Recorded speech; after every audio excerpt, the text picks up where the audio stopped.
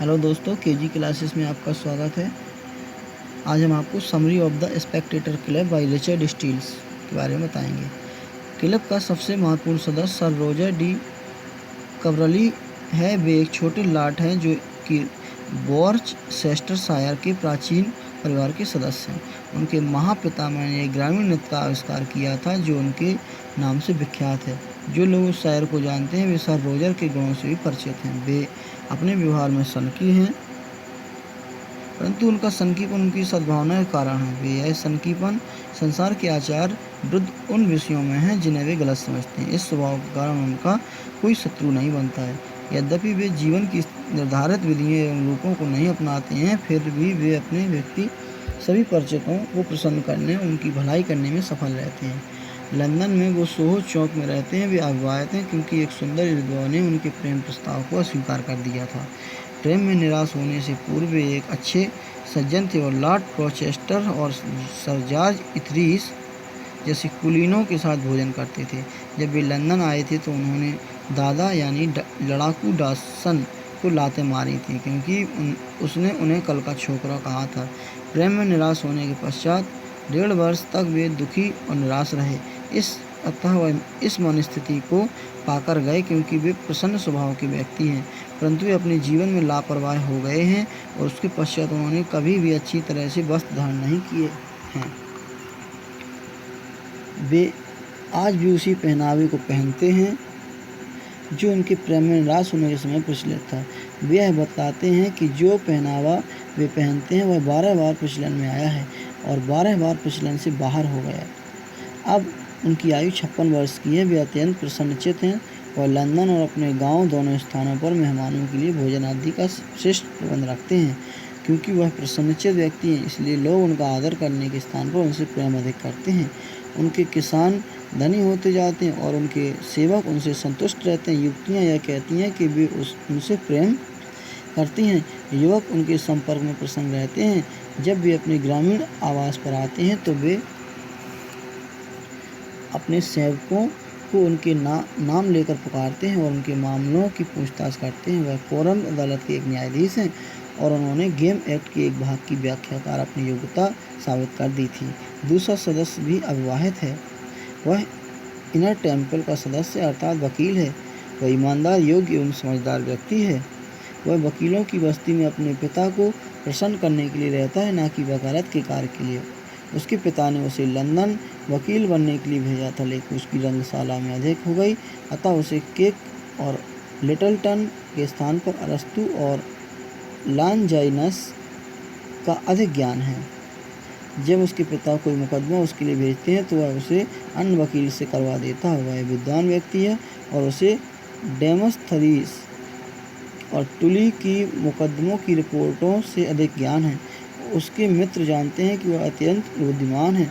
उनके विचार व्यापार से संबंधित होने के कारण वार्तालाप के लिए उपयुक्त बैठते हैं। उसने समस्त पुस्तकें पढ़ रखी हैं, यद्यपि वे कुछ ही को उचित समझते हैं। वे प्राचीन व्यक्तियों के रीति रिवाजों, कार्यों और लेखों से परिचित हैं। इस योग्यता के कारण वे सांसारिक घटनाओं के सूक्ष्म निरीक्षक बन गए हैं। वह रंगमंच के अच्छे समालोचक हैं और जब वे रंगशाला में होते हैं तो एक्टर उन्हें प्रसन्न करने के लिए अपनी कला का श्रेष्ठ प्रदर्शन करते हैं।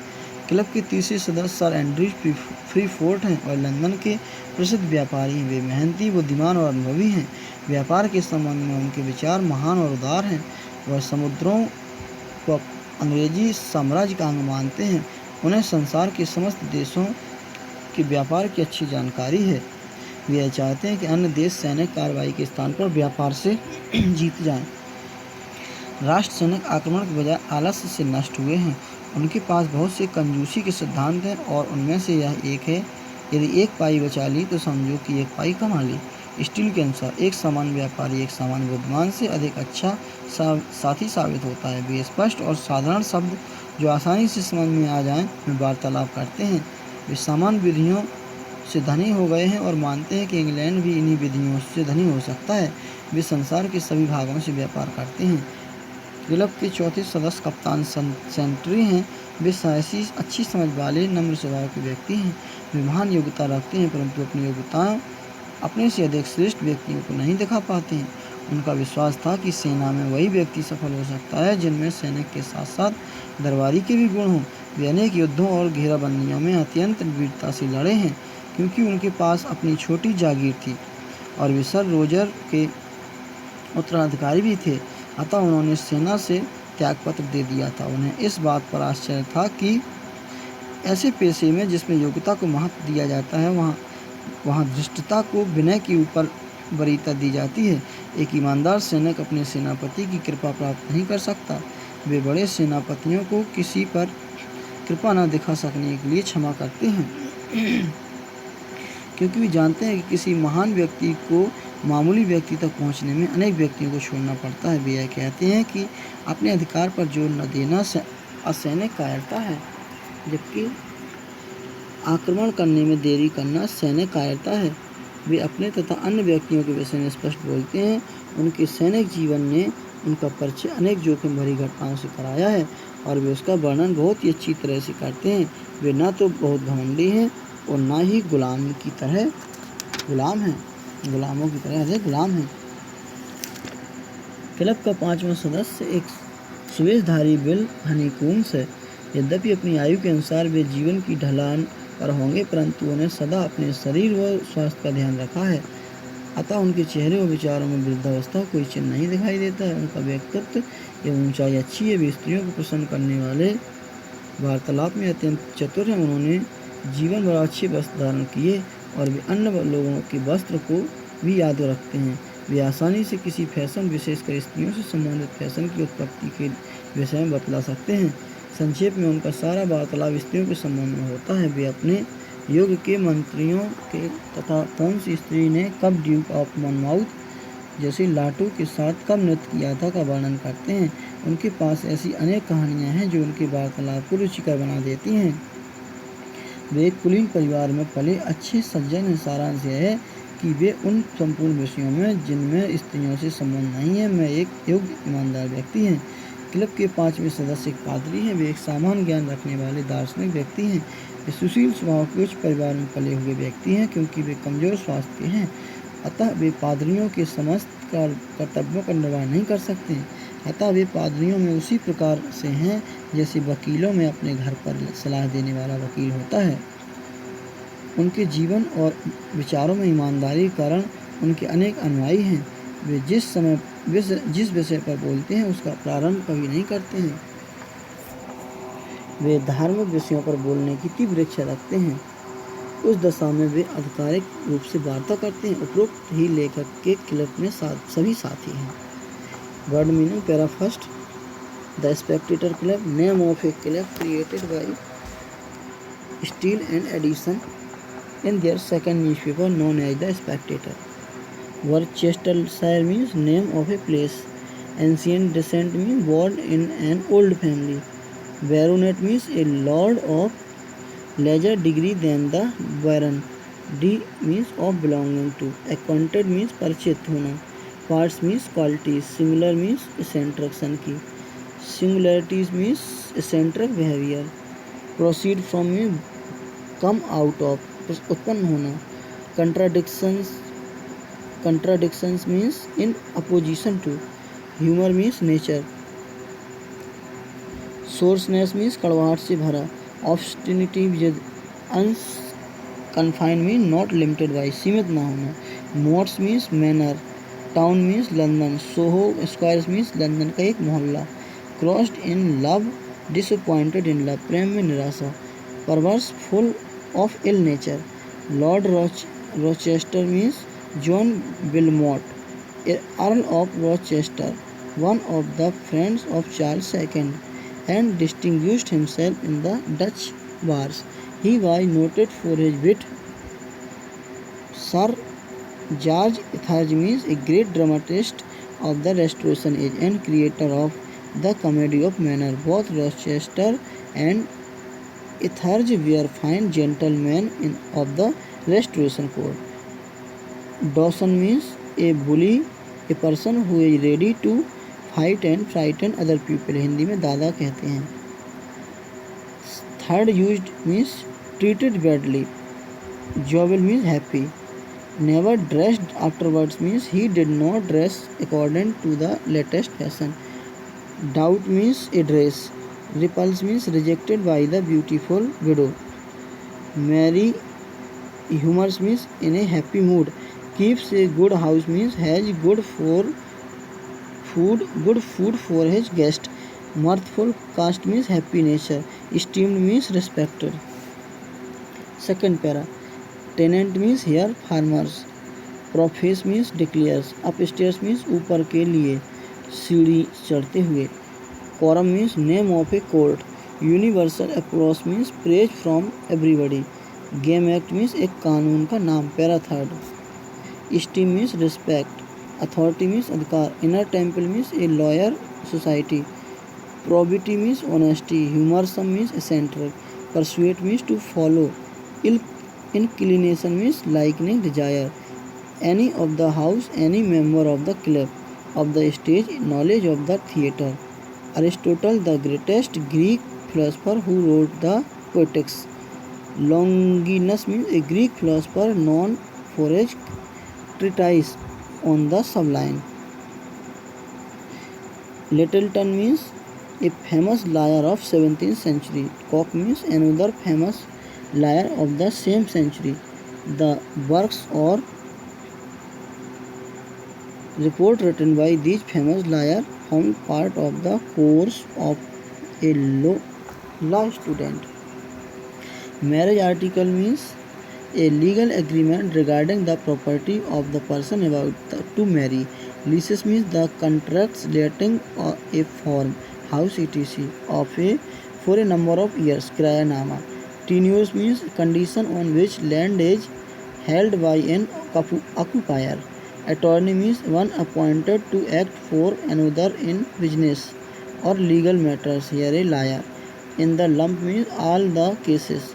Passions means strong emotions. Debates means discussion. Oration means lecturers. Demosthenes means the greatest Greek orator of ancient days. Tully means Cicero, the great Roman orator. Familiarity with means जानकारी होना. Of the play means dramatic performance. New inn means name of an inn. Russell Court means name of a place. Wills means name of a coffee house frequented by men of letters. The Rose means a tavern frequented by actor. Audience means darshak. Para fourth. Consideration means importance. Eminence means famous. Indefatigable means untiring. Notion means ideas. Sly means cunning. Jesting means joking. British barbarous means jungly. Dominion means kingdom. Armed means by fighting war.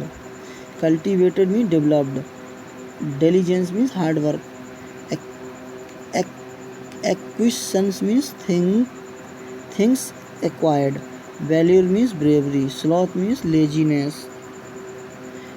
Then the sword means being conquered by the armies of another country. Frugal means economic. Maxim means principles. Unaffected means without any show. Eloquence means speech. Perspicacity means clarity and understanding. Fortune means wealth. A point in the compass. Any place in the world. Blows means brings. Fifth. Invincible means unconquerable.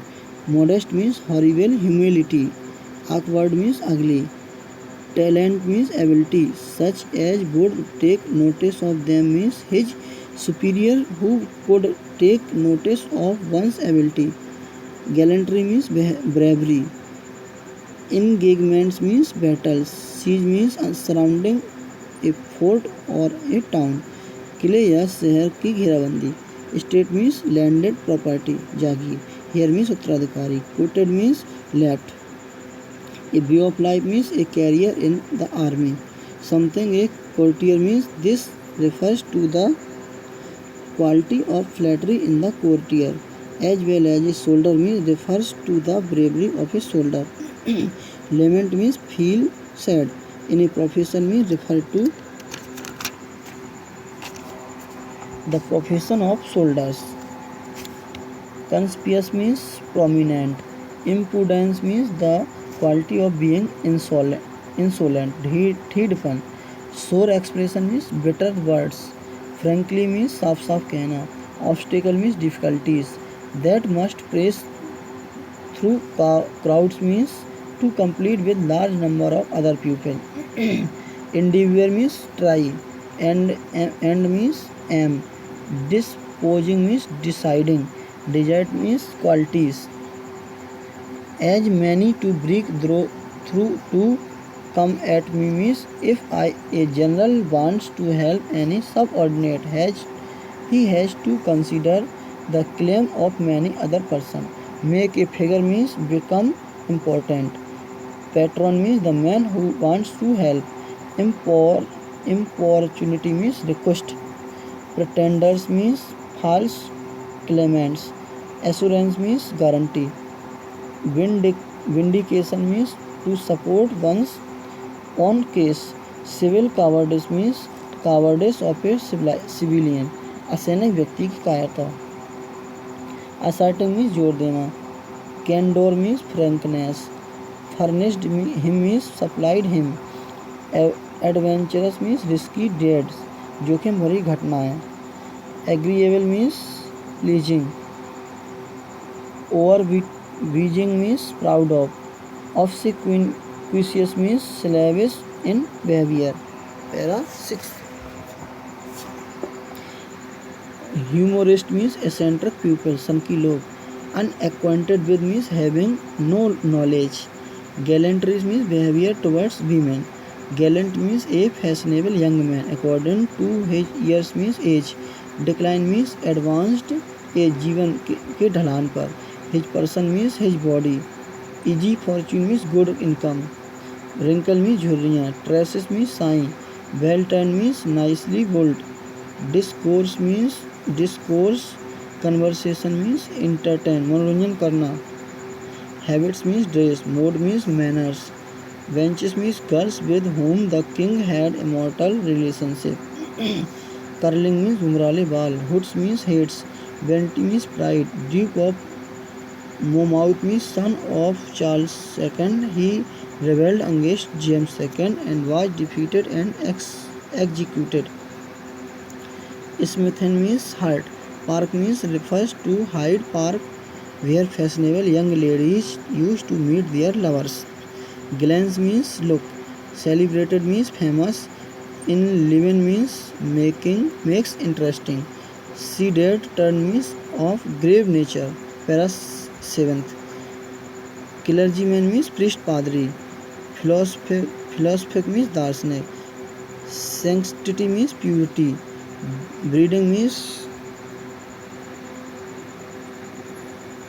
being brought up in a good family. Very big constitution means very big body. Consequently means therefore. Preferment means appointment to a higher rank or position, especially in the church. Divine means priest, chamber, chancellor. A lawyer who gives advice to his client in his office but does not attend to the court to argue case there in the same manner. This priest does not go to the house of different person to perform religious duty as he is a man of big health. Probity means honesty. Integrity means honesty. Eloquent means to speak loudly. Earnestness means a sincere desire. Divine topic means religious topic. Authority means his treatment of the subject shows that he has a through knowledge of it and that nobody can find anything wrong in it. आधिकारिक रूप से वार्ता करना. Object of all his wishes means that. Decay means becoming weaker. Infirmities means weakness. Thanks.